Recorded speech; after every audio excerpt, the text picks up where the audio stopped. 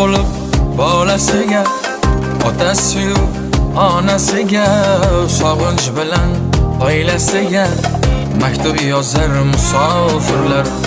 Sog'inch bilan oilasiga maktub yozar musofirlar.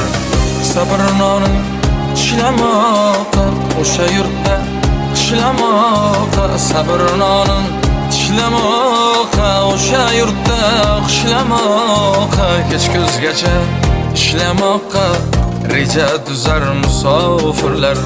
Kech kuzgacha ishlamoqqa reja tuzar musofirlar. Aytsam